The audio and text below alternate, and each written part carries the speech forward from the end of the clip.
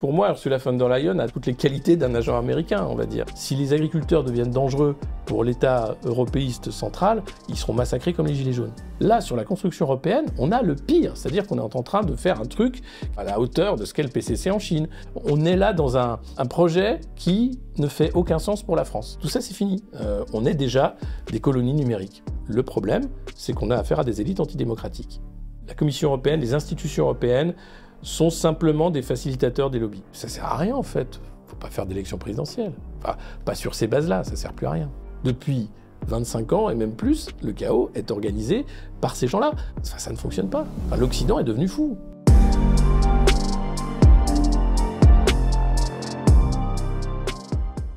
L'Union européenne joue-t-elle contre les peuples européens? En quoi défend-elle ou menace-t-elle nos démocraties? À quel point la critique de l'UE est un sujet tabou dans les médias? Alors pour en débattre, j'ai le plaisir de recevoir Alexis Poulain.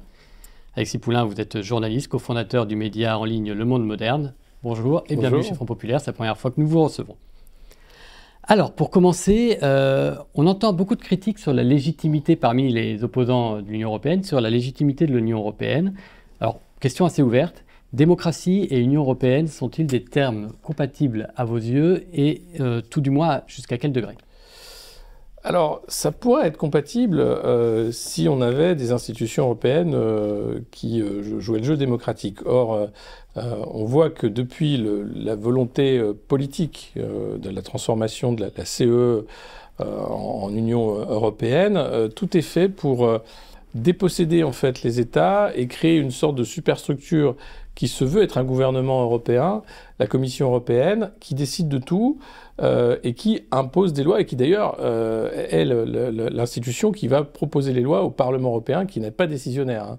Donc on a un Parlement européen qui fait état d'organes pseudo-démocratiques, puisqu'il y a des élections européennes pour élire ses députés européens. En réalité, on voit que c'est un outil qui permet à la CDU, enfin au parti chrétien-démocrate allemand, de tenir la main et d'être le parti majoritaire depuis la création du Parlement européen sur cet appareil.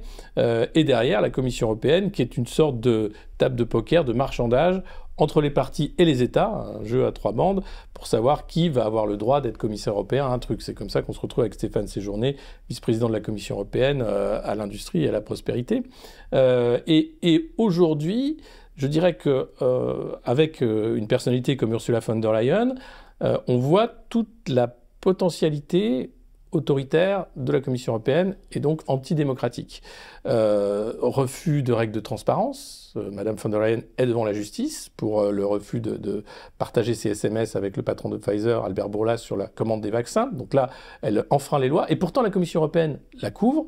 Le Parlement européen a décidé de lui redonner un mandat, malgré les graves malversations pendant la crise Covid, et même à l'époque où elle était ministre dans le gouvernement Merkel.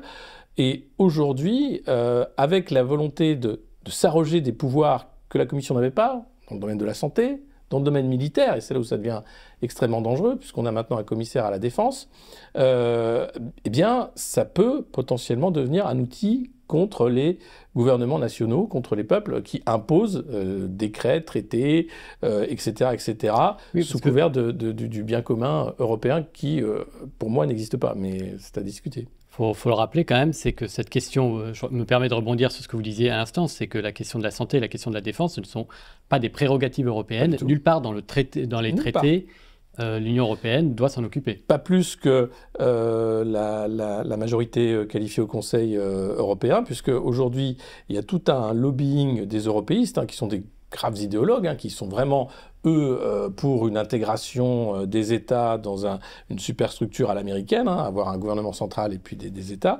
et qui voudraient faire tomber la règle de l'unanimité. Quand les chefs d'État se rencontrent, pour faire passer une décision, c'est l'unanimité. Donc c'est pour ça qu'il y a beaucoup de décisions qui vont s'arrêter, parce que vous allez avoir un non, un refus, et ça suffira. Aujourd'hui, vous avez un courant très fort qui pousse pour faire tomber cette règle et faire en sorte que des règles s'appliquent par la majorité. Et donc là, on irait encore plus loin dans l'intégration. Or, de choses l'une, soit on dit vraiment ce qu'est l'Union européenne, c'est-à-dire un outil pour affaiblir la souveraineté nationale, ça c'est clair, mais pour établir un gouvernement supranational, avec donc tout ce qui va derrière, et donc un projet de fédération. Quelles sont après les prérogatives gouvernements locaux, puisque ce ne sera pas des gouvernements nationaux. Et c'est vraiment le mensonge qui n'est pas dit, en fait, aux Européens. C'est-à-dire que quand vous regardez le drapeau bleu et jaune avec les petites étoiles, c'est un projet fédéraliste d'intégration de régions, c'est plus des États, et une superstructure à Bruxelles qui gère en fait la vie de millions de concitoyens européens sans contrôle démocratique. On est très loin là du modèle américain où il y a quand même des États qui ont une certaine indépendance, une Cour suprême, un Sénat, enfin il y a là des institutions démocratiques de l'État central, hein, même s'il est très mal vu auprès des autres États. Là, sur la construction européenne, on a le pire, c'est-à-dire qu'on est en train de faire un truc qui va ressembler avec en plus le fait que le parti unique européen, comme je l'appelle, c'est-à-dire tous ces partis centristes, pro-Europe, qui pensent à peu près la même chose, du PS aux macronistes en allant jusqu'au LR, hein, c'est un parti unique pour moi. Ce parti unique va pouvoir avoir des institutions à la hauteur de ce qu'est le PCC en Chine. Et on est en train de faire ça tranquillement avec l'euro numérique. Vous avez un ministre de la Justice, Gérald Darmanin, qui lors d'une audition disait récemment que le problème des points de deal, c'est l'argent liquide. Donc l'idée de faire disparaître l'argent liquide pour un euro numérique va arriver. Euro numérique, c'est quoi? C'est une monnaie de contrôle, c'est l'installation d'une société du crédit social. Le modèle chinois est le modèle européen, il ne faut pas se leurrer. Et derrière, il n'y a pas de vérité ce projet avance masqué. C'est-à-dire que c'est toujours pour faire croire que c'est pour le bien-être des populations, c'est pour le côté pratique. La monnaie unique, c'était déjà pour le côté pratique. La fin des frontières Schengen, c'était déjà pour le côté pratique, etc., etc. Et on voit bien que ce projet avance sans d'ailleurs l'assentiment des populations, puisque on va fêter les 20 ans de 2005. Hein, les Français ont dit non, on ne veut pas aller plus loin dans les traités et certainement pas avec une constitution. Eh bien, ils se sont fait avoir. Les Anglais ont voté le Brexit. Aujourd'hui, vous avez un Premier ministre britannique, Keir Starmer, qui fait tout pour saper le Brexit et revenir dans le giron européen. Alors toujours à l'anglaise, hein, c'est-à-dire essayer de récupérer quand même ce qui est bien et garder une certaine indépendance. Et puis un chancelier allemand, Merz, qui clairement veut retrouver une grande puissance allemande, militaire également, en s'appuyant sur ce qu'offre l'Europe. Il faut voir que l'Union européenne, depuis le début, est surtout un outil qui permet à l'Allemagne, de réussir plus ou moins sa réunification, et de rester un champion industriel en récupérant tous les satellites de l'URSS pour ce qui est de marché du travail moins cher, etc., etc. Donc on est là dans un projet qui ne fait aucun sens pour la France. Je veux bien que ça marche pour l'Allemagne, pour le Benelux, pour ces pays-là, pour évidemment tous les pays de l'OTAN paranoïaques de la frontière russe, pays baltes, etc. Pour la France, c'est un projet mortifère qui n'a aucun intérêt. Et de 20, voilà le 20e numéro de Front Populaire, il est consacré à la question du fascisme. Le mot est utilisé, comme on le sait, à toutes les sauces. Même chose avec extrême droite, avec vichiste, avec pétiniste. On a voulu dans ce numéro réfléchir à la question du qui est fasciste, qui peut être dit d'extrême droite. Il y a évidemment des contributions formidables qui abordent des questions de l'antisémitisme, du négationnisme.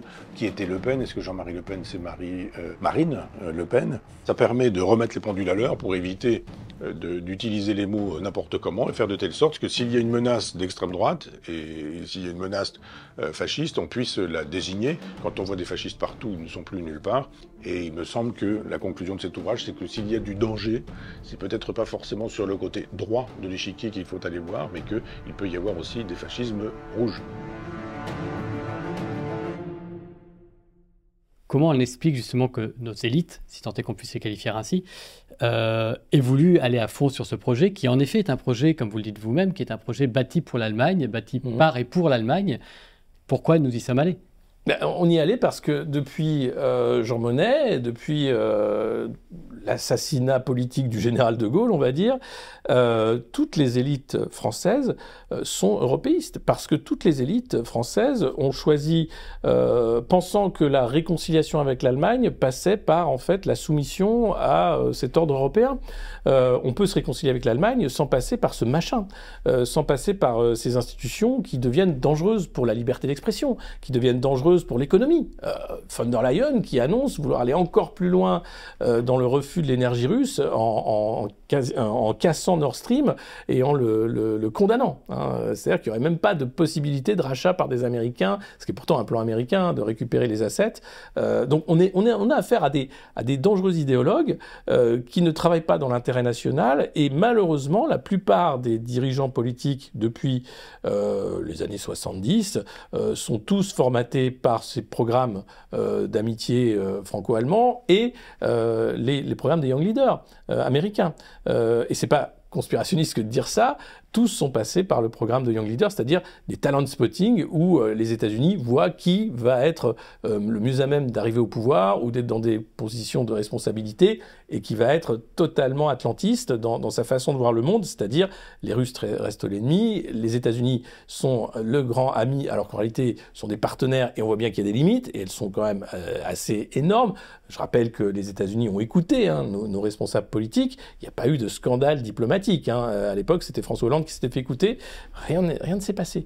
Et on voit bien qu'aujourd'hui, la diplomatie française s'est totalement effondrée et est devenue une diplomatie atlantiste. Vous avez par exemple le cas de Benjamin Haddad, ancien lobbyiste de l'Atlantic Council, donc payé par les Américains, député macroniste, maintenant ministre de l'Europe au sein du gouvernement Macron, et puis Jean-Noël Barrot qui reste totalement aligné, sauf de temps en temps sur le Moyen-Orient. La France essaye de tirer les marrons du feu avec Gaza et on voit bien que ça ne marche pas foncièrement, puisque dès qu'il est question d'aller un peu plus loin dans la censure ou dans les sanctions vis-à-vis d'Israël, l'Allemagne arrive et dit « Ah non, surtout pas ».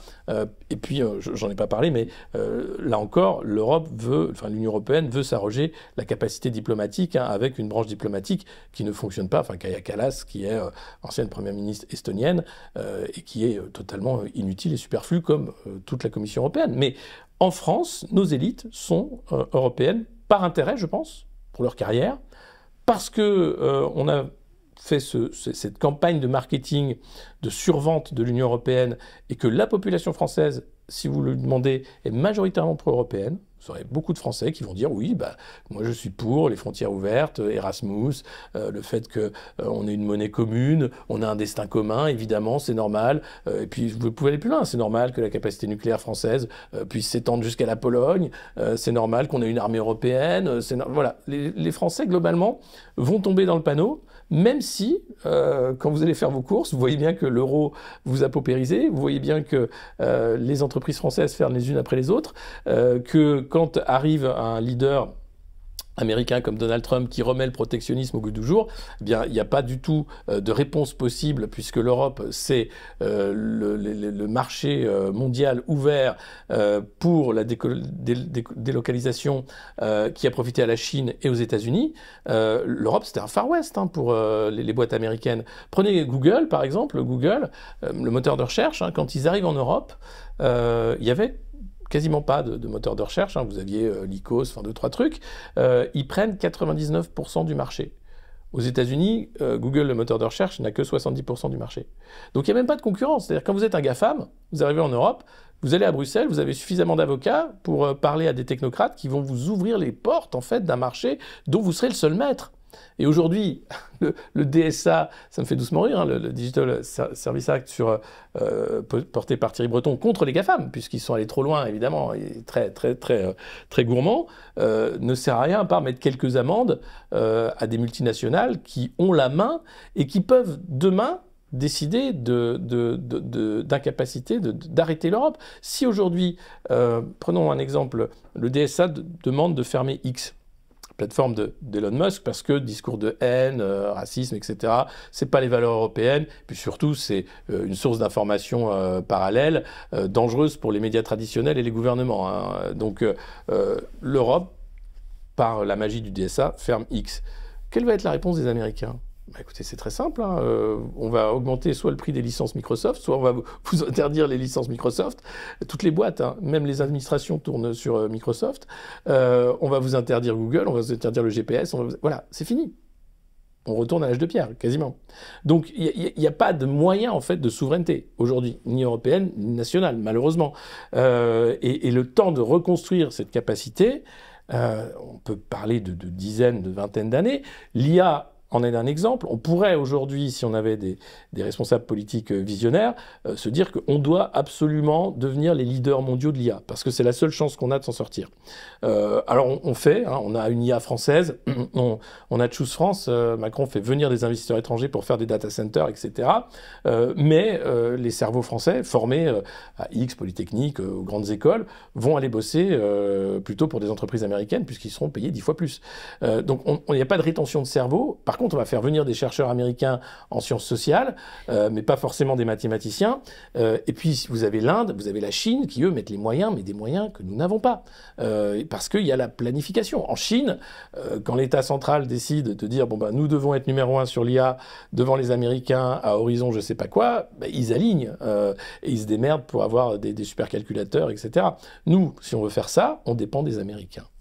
On n'a pas de constructeur de hardware français, ni européen, et pour le software, là où on pourrait éventuellement, bah, on a pris tellement de retard qu'aujourd'hui, ce gap, peut-être qu'avec l'IA, on a une chance, mais pour le reste, c'est mort. Réseaux sociaux, etc. Enfin, on ne peut pas faire un YouTube européen, on ne peut pas faire... voilà. Tout ça, c'est fini. On est déjà des colonies numériques. Alors, je retourne à la question de la démocratie, parce que là, on est allé assez loin. Sur la démocratie, il y a eu l'affaire roumaine. Les élections en Roumanie, il y a quelques semaines. Est-ce que l'Europe n'a pas pratiqué dans cette élection-là l'ingérence qu'elle reproche aux autres? Totalement. Mais si vous dites ça, attention, hein, votre compte peut sauter en Roumanie, puisque moi, sur Le Monde Moderne, j'ai fait l'interview d'un journaliste français hein, qui était en Roumanie depuis 25 ans, Stéphane Husson. Et à l'issue de cet entretien, son compte X a sauté. Je pense que c'est X Roumanie qui a dû le faire sauter, parce qu'il rappelait des faits qui étaient connus. Hein. L'infiltration des médias roumains par les services de renseignement roumains. 2, l'ingérence, évidemment, et pas russe, puisqu'aujourd'hui, il n'y a pas de preuve apportée par la Cour suprême roumaine d'ingérence russe lors du premier tour des élections. Et d'ailleurs, France 2 en a fait un reportage, et d'autres médias mainstream en ont parlé. C'est le parti au pouvoir qui, a priori, a financé des algorithmes, des fermatrolls TikTok pour faire monter Călin Gorgescu, qui était un candidat indépendant, pour faire baisser le candidat d'opposition. Or, ça a trop bien marché, et là, patatras, il a fallu annuler les élections. Et puis la Roumanie, c'est un pays extrêmement important dans le dispositif otanesque, puisque à terme, hein, la base de Ramstein en Allemagne va se transférer vers la base roumaine, hein, qui est en train d'être financée à hauteur de milliards, parce que stratégiquement mieux placée vis-à-vis de la Russie, vis-à-vis de l'Ukraine, et donc en capacité de projection beaucoup plus importante. Et donc, là encore, si vous demandez aux Roumains, ils sont majoritairement pro-européens. Et tous les candidats qui étaient à la présidentielle, Gorgescu compris, Simion compris, candidat perdant mais souverainiste, entre guillemets, étaient pro-européens aussi. Ils n'étaient pas pour la sortie de l'Europe. Il n'y avait pas d'exit de la Roumanie. Ils n'étaient pas pour la sortie de l'OTAN non plus. Mais on les a fait passer pour des démons pro-russes, anti-européens, et ça a suffi en fait à faire ce renversement. Et puis ensuite, il y a la question évidemment de l'ingérence. Et là, clairement, le groupe Renew, particulièrement le groupe Renew, c'est-à-dire le parti Renaissance, le parti d'Emmanuel Macron, a affiché sa volonté et a appuyé de tout son poids dans la campagne présidentielle, avec la visite de députés, avec des déclarations de Valérie Hayé, qui est la présidente de ce groupe au Parlement européen, pour bien appuyer le fait qu'il fallait que ce soit le candidat Renew qui gagne, qu'il fallait tout faire, et que d'ailleurs Renew ferait tout pour que son candidat gagne. Donc on a là un parti européen, extranational, qui a tout fait pour faire gagner son candidat. Mais on peut dire que Macron, c'était à peu près la même chose. Qui a fait gagner Macron? Alors, c'était une oligarchie déjà qui avait les médias, et puis c'était aussi cette sphère européiste de dire bah, c'est très bien d'avoir ce monsieur-là, et ça tombe bien, il était face à Marine Le Pen. Alors là, c'était encore plus facile de gagner. Donc, ingérence évidente, reste à prouver lesquelles.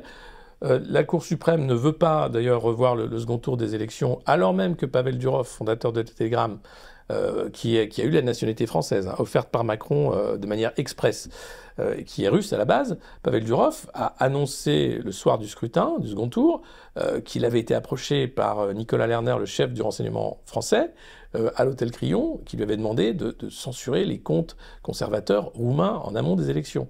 Ce sont des graves allégations.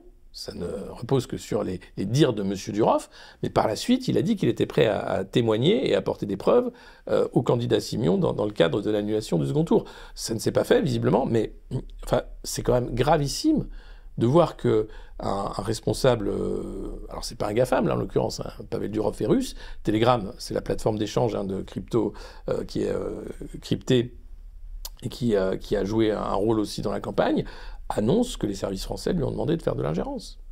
Et combien ont été approchés de la sorte. Enfin, est-ce qu'on peut croire Pavel Durov? Voilà, toute la question est là. Ou est-ce qu'on peut croire les services de renseignement français qui disent par la suite, ou le Quai d'Orsay qui dit c'est des fausses allégations? Qui croire? Il faut des preuves. Aujourd'hui, il y a juste les mots de Pavel Durov, mais ça en dit long, un, sur l'amateurisme des Français, si c'est le cas, et deux, sur la fébrilité également des pouvoirs pro-européens vis-à-vis des élections, puisqu'on avait, avant la Roumanie, l'Allemagne, hein, où l'AfD a fait un score historique.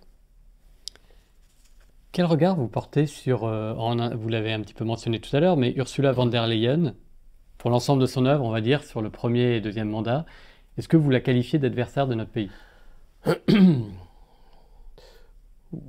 pense que oui, elle est adversaire de tous les pays, sauf peut-être l'Allemagne, et les États-Unis. Enfin, pour moi, Ursula von der Leyen a toutes les qualités d'un agent américain, on va dire. Elle a tout fait, en fait, toute sa politique a été faite pour faire avancer les intérêts américains sur le continent européen, et jamais les intérêts français. Donc ce sont les accords transnationaux comme le Mercosur, ce sont toujours plus de lois dans le domaine climatique qui deviennent des lois folles, hein, qui sont en train de démanteler des industries. Et là, pour le coup, elle a marqué un contre son camp, hein, puisque c'est l'industrie automobile allemande qui a pris très cher. C'est la volonté forcenée de faire rentrer le renouvelable dans le mix énergétique. On voit ce que ça donne en Espagne. Et donc, à aucun moment, on peut dire qu'elle a facilité la vie des entreprises françaises, peut-être de certaines entreprises européennes, et encore, elle a surtout donné beaucoup d'argent à Pfizer. Je parlais du scandale des SMS lors de la crise sanitaire. Et puis, elle est maintenant une lobbyiste forcenée de l'industrie de l'armement américain. Puisque ce 800 milliards de dettes supplémentaires, hein, puisque c'est de la dette, hein, on n'a pas d'argent en Europe, pour la défense européenne, vont bénéficier à Boeing, à Raytheon et à tous les constructeurs américains, et à la marge à quelques constructeurs européens, dont les Français qui essayent de se tailler une part du gâteau. Mais c'est ridicule de croire que les commandes vont se faire sur la base d'entreprises nationales. C'est encore une fois les Américains qui vont pousser F-35, F-16 achetés par la Suède, par la Belgique, y compris par les Pays-Bas et d'autres. Donc on est dans un monde, en fait, où il faut comprendre que Bruxelles, enfin la Commission européenne, les institutions européennes sont simplement des facilitateurs des lobbies. Voilà. C'est pas des institutions démocratiques, c'est pas là pour le bien-être, c'est pas là pour la vie des gens. Ce sont, on va dire, même pas un tribunal, mais une chambre d'appel, enfin une chambre d'écho des lobbies. Et à partir du moment où vous avez suffisamment de moyens pour vous installer à Bruxelles, avec des cabinets d'avocats internationaux, avec du consulting, etc., ou des médias, hein, vous faites à peu près ce que vous voulez. Et vous faites avancer sur 5, 10 ans vos intérêts. Là, vous voyez le lobby de l'agrochimie qui revient en force. On va faire sauter plein de verrous qu'on avait mis pour la santé, hein, en disant mais non, mais vous savez, le glyphosate, c'est pas si mal, les néocotinoïdes pour les abeilles, c'est pas si mal non plus. Allons-y, empoisonnons-nous pour notre bien, armons-nous pour notre défense. Bon, on va voir à quoi ça sert, mais généralement, on s'arme pour une guerre, pas seulement pour la défense. Et tout est comme ça. Donc oui, Ursula von der Leyen, elle ne travaille pas dans l'intérêt des Français, ça c'est clair. Alors il y a quand même un mouvement de contestation, une lame de fond, on va dire. Il y a une montée du populisme. Alors à quoi vous l'attribuez, cette montée du populisme? Est-ce que vous l'attribuez par exemple à la raréfaction des ressources énergétiques, et que c'est notamment la théorie de Jean-Marc Jancovici, la contraction économique, la montée de la pauvreté, une crise par rapport aux institutions européennes, ou Est-ce la faute des Russes ? Alors, c'est pas la faute des Russes, même si les Russes ont toujours eu intérêt et ont suivi de près les partis d'opposition populistes, hein, notamment le RN, mais parce que le RN, quand il s'appelait le FN, à une époque, n'avait pas le droit d'avoir une banque française. Donc, pour travailler alors qu'il n'était pas interdit en tant que parti. Donc, c'est là toute l'hypocrisie du système aussi. Et puis après, bien sûr, moi j'ai travaillé pour RT France, hein, je m'en cache pas, et RT France a été la seule chaîne qui a couvert les Gilets jaunes de manière réelle et intelligente, sur la violence de la réponse répressive de l'État, sur ce qui étaient les Gilets jaunes en réalité, hein, c'était pas des séditieux antisémites comme on voulait le faire croire, et les médias nationaux avaient clairement pour consigne de faire passer ce mouvement pour des émeutes de dangereux séditieux, etc. Donc évidemment, c'est allé très vite pour dire c'est un coup des Russes, comme d'habitude. La montée des populismes, c'est toujours la même équation. Vous avez en Roumanie, en France, en Pologne, partout, une élite autoproclamée, on va dire, mais qui a le pouvoir, qui a l'argent, et qui va donc faire passer l'idéologie dominante. Cette idéologie, elle est cosmopolite, elle est pro-européenne, et elle est dans le bien-être de la planète avant le bien-être des gens, d'une certaine façon. Donc on fait des ZFE, on interdit aux pauvres de venir en ville avec leur voiture qui pollue, donc on demande aux gens de ne plus manger de viande. Alors ça tombe bien, la viande est devenue tellement chère. Ah ben voilà, les gens se rabattent sur les œufs qui deviennent chers à leur tour. Enfin, on prive les gens de ce qui était de l'ordre du mieux-être, hein, du progrès. Et demain, on va leur dire, la machine à laver, ça consomme trop, c'est quand même mieux d'aller au lavoir. Hein. Donc le lavoir est peut-être demain aussi un choix européen, où il y aura un lavoir de village, pourquoi pas, on va revenir à ce genre de choses. Et donc, il y a une volonté de cette société cosmopolite des villes d'asseoir un pouvoir au mépris des populations périphériques. Et les populations périphériques, c'est à la fois les territoires ruraux, qui sont très peu connectés, où on ne peut pas vivre sans voiture, c'est très difficile, où les bassins d'emploi sont très disséminés, et c'est également les banlieues, les territoires périphériques, même des villes, où vous avez là des populations, alors parfois issus de l'immigration, qui n'ont pas accès au marché du travail, qui sont vus aussi comme des dangers, d'une certaine façon, où il y a une démographie qui n'est pas du tout la même qu'en ville. Hein, et tout ça, en fait, fait que il y a une sorte de bunkérisation des esprits, avec cette volonté d'accuser tout ce qui est périphérique d'être l'ennemi de l'intérieur, d'une certaine façon. Alors qu'en réalité, si on regarde, la majorité, elle est périphérique. Elle est dans les campagnes, elle est dans les banlieues, et c'est pas Saint-Germain, c'est pas 6 km² à Paris qui devrait gérer un pays. C'est malheureusement ce qui se passe, et pas seulement en France. Et donc, ces gens-là, qui ont un prisme de classe énorme, ne voient pas le problème. C'est-à-dire que pour eux, la société, elle doit être forcément multiculturelle, tout se passe bien puisqu'ils sont dans des ghettos de riches, donc ils ne voient pas en fait les frictions liées à l'immigration, la pauvreté, le trafic que ça peut engendrer. Le problème des voitures, ben, c'est un problème pour eux puisque c'est la pollution de l'air. Alors à la marge, hein, c'est 20%, 10%, la pollution vient majoritairement des usines à charbon et de l'industrie, hein, mais pas seulement des voitures. Et donc, ben, il suffit d'acheter une voiture électrique, sauf que c'est un produit de luxe. Pareil pour ce qui est de manger, hein, il faut manger bio, manger de meilleure qualité, mais quand vous gagnez un SMIC ou moins et qu'il faut vivre avec des enfants et que vous devez faire les courses, vous ne pouvez pas manger bien. C'est impossible. Et d'ailleurs, l'industrie agroalimentaire l'a bien compris. C'est pour ça que les produits de mauvaise qualité sont avec beaucoup d'adjuvants. Enfin, tout est fait pour rendre les gens malades. Et donc, cette élite, aujourd'hui, elle est d'une certaine façon crispée, donc extrêmement paranoïaque, antidémocratique, puisqu'on voit que la peur des peuples, c'est une réalité. Je vais prendre l'exemple du discours du vice-président américain, J.D. Vance, quand il est à Munich, à la conférence de sécurité de Munich. Il a tous les responsables européens devant lui et il dit, bah, écoutez, si vous avez peur de vos peuples, moi je peux rien pour vous. Mais c'est exactement ça. Je veux dire, le constat de l'administration Trump sur l'Europe, il est juste et sans appel.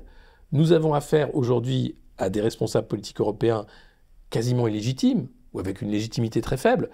Macron, c'est 25% de satisfaits, au mieux. dans les sondages, et c'est un socle électoral de 25% de boomers et autres, ou de grands bourgeois qui n'ont pas la vision de ce monde périphérique. Et donc, quand vous avez des populistes comme les Trumpistes qui arrivent au pouvoir, ils voient bien qu'ils ont affaire en face. Enfin, eux, Hillbilly Elegy, le livre de J.D. Vance, il raconte d'où il vient, ce qu'il a fait, il devient vice-président. C'est impossible en France. Impossible. Vous avez deux partis qui arrivent à faire monter des ouvriers en politique, c'est le RN et la France Insoumise. Tous les autres, c'est des partis de notables. C'est la bourgeoisie, c'est la Troisième République. Donc, le populisme, qui est en fait simplement l'émanation politique d'un peuple. Enfin, on va dire, un peuple, c'est très vaste, et c'est beaucoup d'ouvriers, c'est beaucoup d'employés, c'est pas des cadres et des gens qui prennent l'avion pour aller à New York toutes les semaines, comme Raphaël Glucksmann. Tant que vous aurez cette élite qui fait le coucou, en fait, qui ne veut pas quitter les sphères de pouvoir, puisque derrière, c'est Bourdieu, c'est la reproduction sociale, on va se marier entre soi, on va faire des écoles, les enfants vont aller dans les mêmes écoles, et puis ensuite par ces écoles, ENA, etc., grandes écoles, écoles de commerce, maintenant on va être promu au sein de cabinets de conseil, des cabinets de conseil qui vont devenir ensuite des sortes de cabinets ministériels, on l'a vu pendant la crise Covid, McKinsey, c'est En Marche. Voilà, c'est le premier parti en fait fondé par un cabinet de conseil En Marche, et c'est McKinsey qui l'a fait. Et donc tous ces gens-là vivent dans ce monde-là, et ne veulent pas lâcher le pouvoir. Surtout pas. Et pourtant, ça pousse partout, avec des constats qui sont toujours les mêmes. Problème migratoire qui n'est pas géré. Et ça fait 25 ans qu'on parle du problème migratoire en Europe. Schengen ne gère pas, mais la Commission européenne n'a pas plus géré. Et aujourd'hui, on voit bien qu'il y a une limite. Merz devient un chancelier qui va fermer les frontières. Starmer, qui est soi-disant de gauche, Labour, va devenir plus à droite finalement que les conservateurs sur le volet immigration, parce que il y a eu ces tragédies, ces meurtres, ces crimes, et puis ce ras-le-bol en fait des populations qui disent mais vous faites quoi en fait? Rien. Alors je ne pense pas qu'ils vont faire quelque chose puisqu'ils sont à l'origine du problème, mais ça c'est un gros sujet. C'est ce qui a fait gagner Trump, je pense, beaucoup aux États-Unis. L'autre sujet, c'est le pouvoir d'achat. C'est-à-dire, mais en fait, vous parlez de mettre des taxes sur les colis qui viennent de Chine parce que c'est des produits bon marché, de faire en sorte qu'on puisse plus s'habiller avec la fast fashion parce que c'est mauvais pour la planète, donc ça va encore coûter plus cher. Toutes vos lois sont là pour emmerder et rendre la vie plus chère aux gens qui ont du mal déjà. Alors, je ne dis pas, évidemment qu'il faut faire des choses pour la planète, que la fast fashion, c'est pas ce qu'il y a de mieux, et que commander des colis sur Shine et Temu, c'est pas non plus ce qu'il y a de mieux. Mais ce sont des lois pour emmerder les gens qui n'ont rien demandé, et qui essayent de se débrouiller, de trouver les marges pour, avec le peu qu'ils ont d'argent, vivre avec encore l'idéal d'une société de consommation. Donc soit on remet tout à plat et on sort de la société de consommation, et on dit « Ok, l'Europe est un projet communiste, comme l'a été l'URSS, donc vous n'aurez plus qu'une voiture, ce sera la Trabant, vous n'aurez plus qu'un magasin d'État, vous n'aurez plus que quelques produits qui seront sains, mais voilà, et puis très bien. Est-ce que c'est un projet qu'on va mettre à référendum? Parce que c'est pas le cas en fait. Là, on est en train de rendre les gens encore plus pauvres, pour une élite de plus en plus riche, puisque les milliardaires s'enrichissent, et que ceux qui n'ont pas de problème d'argent ne voient pas le problème. Et moi, je parle du syndrome Hunger Games, c'est ce film dystopique où on voit, après une catastrophe, une guerre nucléaire ou quoi, un gouvernement mondial s'installer à Panem, donc une capitale ultra décadente, où alors il n'y a que des drag queens, tout le monde est habillé avec des habits incroyables. C'est l'Eurovision permanente, c'est les BAFTA, etc. Et dans les tribus, enfin dans les régions périphériques de Panem, chacun a une spécialité, le charbon, etc. Et donc là, vous avez des pauvres qui vivent, soi-disant, grâce à la protection de Panem. En réalité, c'est une horreur totalitaire.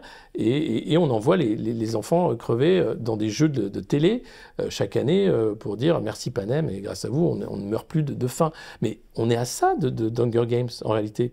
On n'a pas encore l'émission de télé où les gamins vont s'entretuer, mais on est à ça. Si vous regardez l'Eurovision, vous avez des responsables politiques qui, en ce moment, sont en train de se dire « Oui, l'Eurovision, quand même, les votes sont truqués, mais qu'est-ce qu'on s'en fout ?»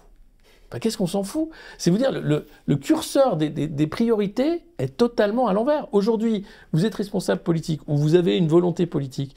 Quelle est votre priorité? C'est le pouvoir d'achat, c'est évident. C'est de dire, On ne peut pas continuer comme ça avec une population de gens qui se paupérisent, qui galèrent et qui, évidemment, vont essayer par tous les moyens de s'en sortir. Donc il faut trouver les solutions. Ce n'est pas l'euro qui va nous les apporter. Je fais une petite digression parce que quand vous avez parlé de l'Eurovision, je pense que vous faisiez allusion à Aymeric Caron qui parlait des votes, notamment pour la candidate israélienne. Est-ce à dire que, notamment certains, je pense à gauche, on peut aussi mentionner certains à droite qui sont très pro-Israël également, mais ne s'occupent pas assez justement de ces problématiques de pouvoir d'achat et sont omnibulés par d'autres sujets. Mais en fait, on est responsable politique, on s'en fout de l'Eurovision. On n'en parle même pas. C'est même pas un sujet. Là, on déborde sur la question de la Palestine et d'Israël, qui est une question beaucoup plus clivante. Mais c'est même pas à l'Eurovision que ce sujet-là est amené. Enfin, pour moi, c'est hors de propos. Enfin, pour moi, c'est choquant en fait que des responsables politiques s'intéressent à ça. Ça montre en fait la tiktokisation. Après la pipolisation de la vie politique, c'est la tiktokisation de la vie politique, c'est-à-dire il faut que tout soit spectacle, il faut que tout soit... Enfin, mais c'est pas le spectacle quand vous arrivez au 15 du mois et que vous êtes à découvert et que le frigo est vide. C'est pas le spectacle. Et c'est pas la télé, et c'est pas les promesses non tenues qui feront... Moi, ce qui m'inquiète, c'est de dire qu'il y a cette poussée populiste évidente dans tous les pays européens, parce que l'origine du mal, c'est cette Commission européenne, enfin, c'est cette Europe qui devait, par promesse, apporter la paix et la prospérité, et qui apporte la guerre et la paupérisation. Mais il ne faut pas être physicien nucléaire pour le voir. Maintenant, clairement, le projet européen est un projet de guerre, d'économie de guerre, d'orienter tout vers l'économie de guerre. Et puis, après, il faudra trouver des moyens de faire bosser tout le monde, mais avec la disruption que va apporter l'intelligence artificielle, on n'est pas prêt. Je pense qu'il y a un bouleversement majeur qui va arriver dans la société. Si l'IA prend réellement, dans les métiers intellectuels comme dans les métiers manuels, ça veut dire que 80% des gens sont au chômage. Qu'est-ce qu'on fait ? On fait une guerre une guerre nucléaire, comme ça on est sûr d'avoir 80% de la vie humaine éradiquée. C'est une possibilité, mais c'est pas une possibilité souhaitable. Aujourd'hui, si on veut gouverner, c'est prévoir. Si on veut prévoir, il faut prévoir les impacts de l'IA sur tous les métiers et comment ça va se faire. Et ensuite, il faut arriver à comprendre comment faire une société prospère, comment réindustrialiser, puisque c'est une volonté, mais on ne va pas réindustrialiser comme à l'époque du charbon et des usines du taylorisme. Si on réindustrialise, c'est des usines, comme aujourd'hui en Chine, où vous n'avez pas de travailleurs. C'est des usines robots. Donc où est l'emploi là-dedans ? Des emplois qualifiés, oui, mais qu'est-ce qu'on fait des emplois pas qualifiés ? Enfin, et là, je vois qu'il y a eu, encore une fois, une liste des métiers en tension pour faire appel à l'immigration. Très bien, alors, on sait qu'il y a des métiers en tension, mais est-ce qu'on ne pouvait pas former aussi en amont ? Enfin, on a vu les déserts médicaux créés par le numerus clausus. On est en train de faire la même chose, en fait, et de dire que la réponse, c'est l'immigration, parce que nos pays sont des pays vieillissants et que notre démographie est mauvaise. Enfin, il y a rien. J'ai l'impression que il y a beaucoup d'amateurisme, il y a beaucoup d'attentisme, et il y a beaucoup d'idéologie, en fait, dans la gestion politique des pays européens. C'est ce qui a dû choquer, d'ailleurs, l'administration Trump en arrivant, en se disant « Mais comment vous pouvez faire un truc pareil ? Les sanctions contre la Russie ?» Enfin, très bien, la Russie attaque l'Ukraine, envoie des chars, c'est condamnable, il y a du droit international, très bien. De là à vous tirer une balle dans la tête en arrêtant le gaz et le pétrole russe immédiatement, alors que les Allemands en avaient besoin, on le voit bien, ça devient quand même tragique ce qui se passe, et continuer en disant de toute façon nous allons isoler la Russie, alors que la Russie n'est pas isolée, puisqu'elle mise sur un monde non occidental, mais qui est beaucoup plus vaste, ça ne fonctionne pas. Enfin, l'Occident est devenu fou. Je rappelle aussi qu'on rachète une partie du pétrole russe par l'Inde. Donc, bien sûr. Ce qui est intéressant, ce que vous dites aussi, c'est qu'on constate aussi qu'il n'y a pas beaucoup d'études d'impact aux mesures très idéologiques. Je pense notamment à celle de la fin des voitures thermiques à horizon 2035. On s'est rendu compte, je crois que c'était le patron de Renault qui disait qu'il n'y avait pas eu d'études d'impact. Mais rien. Vous avez alors si, on va reparler de la Commission européenne, ils font des consultations citoyennes. Donc vous pouvez trouver des consultations citoyennes bien enfouies sur le site de la Commission où on vous demande votre avis. Alors pour répondre, il faut s'inscrire, il faut mettre un machin. Enfin, c'est une usine à gaz, donc très peu de gens le font. Généralement, c'est 100 000, 120 000 réponses pour dire, un peu comme les ZFE. hein, vous avez des consultations citoyennes, il y a 3 personnes qui répondent, et disent « Ah bah si, on a fait une consultation, ils sont tous d'accord pour interdire les bagnoles dans la rue, là. » Ils disent « Bah non, moi j'ai pas été consulté. » Enfin, donc c'est pas ça la démocratie. Donc tout est parodique, hein. Il faut voir que tout est vraiment parodique. Et c'est ça la négation de la démocratie. C'est-à-dire qu'on ne veut même pas demander sur des sujets aussi importants l'avis de tout le monde. On va demander juste un avis très restreint. Anne Hidalgo est très forte hein, pour ça, pour les consultations citoyennes. Et ça permet ensuite de faire des espaces canins magnifiques, des forêts végétales en plein cœur de Paris qui ressemblent à rien. Tout ça est merveilleux, mais personne, enfin très peu de gens ont voté pour ça. Et donc, il y a une limite à ça, c'est la montée des populismes, c'est le mur du réel. Hein, c'est simplement, à un moment, il y a une masse de gens, une majorité de gens, qui disent « Non, c'est pas possible. Le problème, c'est qu'on a affaire à des élites antidémocratiques, les progressistes, le parti unique, qui, eux, veulent garder le pouvoir parce qu'ils ont raison, selon eux, parce que seule leur politique est la bonne, et parce que si jamais ils perdaient le pouvoir, ce serait le chaos. » Mais c'est eux le chaos. Depuis 25 ans et même plus, le chaos est organisé par ces gens-là. Quand François Bayrou est haut commissaire au plan pendant 4 ans, pour ne rien faire, comme à Matignon, mais en pire, il ne pond que quelques rapports, 4 rapports je crois, sur la natalité, et puis je sais pas, enfin des trucs sur rien. Est-ce qu'à un moment, il aurait pu s'intéresser, enfin si ça avait servi à quelque chose, à la filière IA, à l'impact IA, etc., à la filière data center, aux crypto, aux assets en crypto, etc. Non. Mais il ne sait même pas ce que c'est, enfin ça va être très compliqué. Pourtant, François Bayrou s'intéressait à ces sujets-là à l'époque où il était candidat, mais je veux dire, on a affaire à des responsables politiques qui sont des mandarins, très bien nourris par l'impôt, très bien protégés aussi par les lois. Il faut voir comment Alexis Collère a évité d'aller devant la commission d'enquête parlementaire hein, sur la catastrophe des finances publiques. Alexis Collère, secrétaire général de l'Élysée, eh bien, il décide hein, de ne pas y aller, point. Et là, par contre, on a tous les politiques qui tombent sur Pierre-Édouard Stérin, milliardaire d'extrême droite, réfugié en Belgique, parce qu'il n'a pas allé à une commission d'enquête, mais il ne va pas le faire. Il dit, mais regardez, Alexis Collère, il n'y va pas, pourquoi j'irais ? Et alors ? On remarquera que Yaël Braun-Pivet a critiqué Stérin, mais n'a pas critiqué Collère. Bien sûr que non. Mais bien sûr que non. Mais elle doit sa place à ces gens-là. Donc c'est le principe de mandarinat, c'est-à-dire qu'on n'a pas affaire à des responsables politiques, on a affaire à un club, on a affaire à une équipe, hein, qui joue en équipe d'ailleurs, et qui va essayer de... Et là où je suis vraiment très pessimiste, c'est que le seul moment faussement démocratique en France, c'est l'élection présidentielle.